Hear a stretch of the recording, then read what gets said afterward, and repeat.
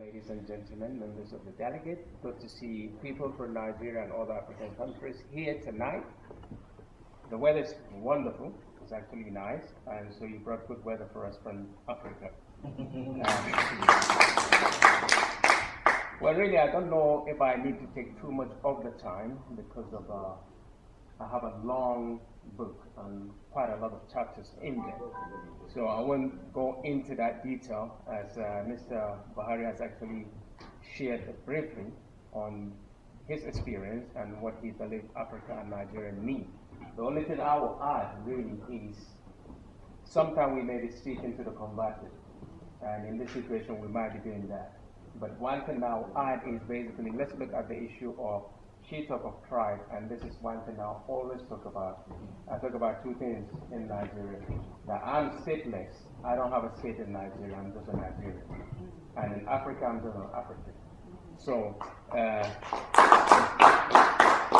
so if I take that into consideration, what then happens is saying religion and tribe are the two key things that presently control us in Africa.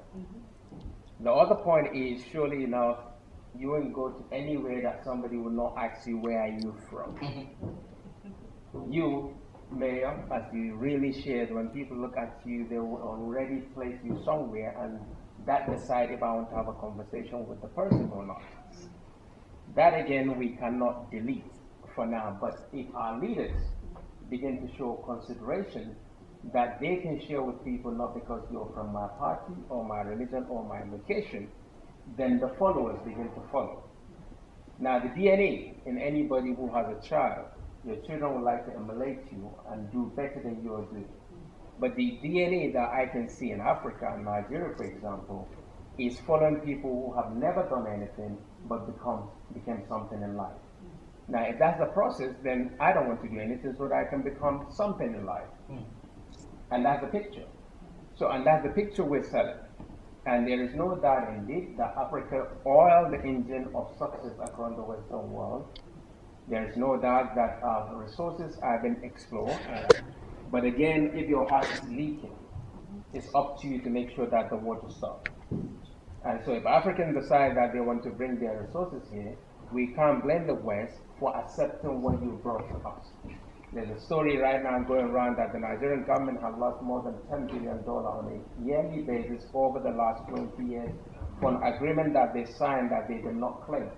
And then the oil companies are telling Nigerians that when you refuse to come and claim it, indeed it is yours, but you didn't claim it.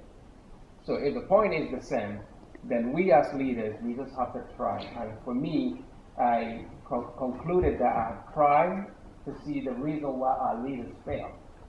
And that's the reason why maybe people like us decided to join politics. Not because we believe we have the resources. There's a different people tell you that indeed you're doing good. Well done, we're behind you. And the moment then you look behind, then they're not there. So really, they're just telling you fake news. They're telling you fake things that they believe you want to hear, while saying you will never get there. So what you have done is commendable.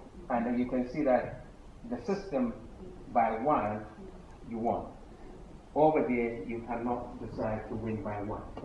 You have to make sure thousands follow and thousands are added into your vote.